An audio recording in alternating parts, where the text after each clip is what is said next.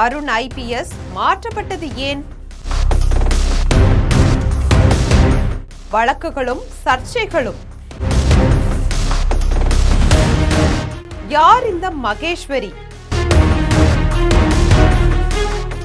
ஸ்டாலின் ஆட்சி காலத்துல சென்னை மாநகர காவல் ஆணையராய் இருந்தவர் அருண் ஐபிஎஸ். இவர் தமிழக வெற்றி கழகத்திற்கு எதிராக செயல்பட்டதா புகார்கள் எழுந்துச்சு. தேர்தலின் போது கட்டாய விடுப்புல அனுப்பப்பட்டாரு. இந்த மாற்றத்திற்கு காரணம் சட்டமன்ற தேர்தலின் போது இவர் திமுகவிற்கு ஆதரவா செயல்படுவதா தாவேக அளித்த புகாரும் ஒரு காரணமாக இருந்தது. ஆனா தேர்தல் முடிந்ததும் ஆட்சி அமைத்த விஜய் லஞ்ச ஒழிப்புத்துறை எனும் முக்கியமான பிரிவிற்கான இயக்குனரா அருணை நியமித்தார். இது பெரும் பேசும் பொருளானதோடு இல்லாம சொந்த கட்சிக்குள்ளேயே சலசலப்பை ஏற்படுத்துச்சு. தாவேகாவினுடைய கூட்டணி கட்சிகளுடைய அழுத்தத்தால தான் விஜய் இந்த முடிவு எடுக்கப்பட்டதா தகவல் வெளியாச்சு. என்ன நடந்தது விரிவா பார்க்கலாம்.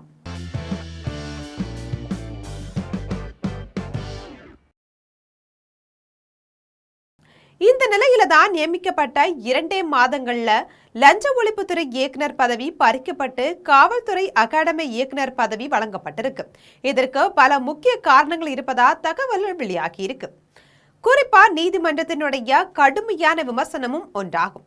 சென்னையினுடைய மாநகர காவல் ஆணையராய் இருந்தபோது அதிகாரத்தை தவறா பயன்படுத்தி குண்டாஸ்ல ஒருவரை கைது செய்யப்பட்டதா வழக்கு தொடரப்பட்டுச்சு. அது தொடர்பான விசாரணையில ஊழல் தடுப்பு அமைப்பினுடைய நம்பகத்தன்மையையும் நேர்மையையும் பேணுவதன் முக்கியத்துவத்தை வலியுறுத்தி அருணினுடைய பதவி உயர்வு குறித்து சென்னை உயர்நீதிமன்றம் கடுமையான கருத்துக்களை தெரிவிச்சாங்க. அதன்படி முன்னாள் தலைவர்களான CV நரசிம்மன் மற்றும் CS ராமகிருஷ்ணன் ஆகியோரை உதாரணமாக காட்டி TVAC இயக்குனர் அலுவலகம் பாரம்பரியமா சிறந்த தகுதியும் நேர்மையும் கொண்ட அதிகாரிகளால் வகிக்கப்பட்டு வந்திருக்கு. அவர்கள் பதவி வகித்த காலத்துல அவங்களுக்கு எதிராக சிறு குற்றச்சாட்டு கூட முன்வைக்கப்படல. சீசரனுடைய மனைவி சந்தேகத்திற்கு அப்பாற்பட்டவராய் இருக்க வேண்டியது போல ஊழல் தடுப்பு மற்றும் கண்காணிப்புத்துறை இயக்குனர் பதவிக்கு மிக சிறந்த நற்பெயர் கொண்ட தொழில் வல்லுநர்கள் தலைமை தாங்க வேண்டும் அப்படின்னு நீதிபதிகள் வலியுறுத்தியிருந்தாங்க. அதோட தாவேக அரசனுடைய நிர்வாகம் தொடர்பான முக்கியமான உள் விவகார முடிவுகள் கசந்ததிலையும் அருணிற்கு தொடர்பு இருப்பதாக கூறப்படுது. குறிப்பா ஏவாவேலு வீடுகள்ல நடந்த சோதனை மற்றும் அவரை விசாரணைக்கு உட்படுத்துவது ஆகியவற்றில் பல தகவல்கள் கசந்ததாகவும் கூறப்படுது. இதுபோன்று ஊழல் வழக்குகளை சிக்கியிருக்கக்கூடிய KN நேரு உள்ளிட்டோர் தொடர்பான முக்கிய ஆவணங்களும் லஞ்ச ஒழிப்புத்துறை தரப்புல இருந்து கசந்ததாகவும் குற்றச்சாட்டுகள் நிலவுது. இதன் விளைவாதான் லஞ்ச ஒழிப்புத்துறை இயக்குனராக நியமிக்கப்பட்ட 2 மாதங்களுக்குள் குறைவான காலத்திலேயே தமிழ்நாடு காவல் பயிற்சி அகாடமிக்கு அருண் IPS மாற்றப்பட்டிருக்காரு. இப்போ அந்த பதவிக்கு மகேஸ்வரி IPS தேர்வு செய்யப்பட்டிருக்காங்க.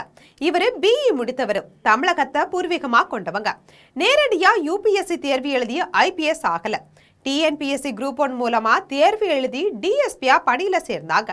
பின்னர் சிறப்பாக பணியாற்றதன் காரணமா மாநில காவல் பணியில இருந்து IPS அதிகாரியா பதவி உயர்வு பெற்றிருக்காங்க. மாநில காவல்துறையில 2004ஆம் ஆண்டு சேர்ந்தவங்க. IPS ஆக 2009ல மத்திய உள்துறை அமைச்சகத்தினுடைய சிவில் லிஸ்ட்ல இணைந்தாங்க. லஞ்ச ஒழிப்புத்துறையில சுமார் 12 ஆண்டுகள் பணியாற்றியிருக்காங்க. இந்த துறை சார்ந்த ஆழமான அனுபவம் பெற்றிருக்காங்க.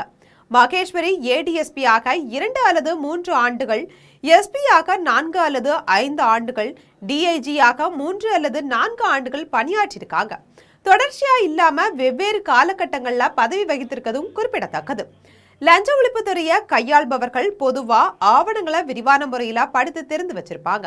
ஒவ்வொரு வழக்கையும் நிகழ்வையும் அழுத்தத்தையும் எப்படி கையாள்வார் அப்படின்றது நன்கு அறிந்து வச்சிருப்பாங்க. இவர் ஊடகங்களை அடிக்கடி சந்திச்சு பேசக்கூடியவர் கிடையாது.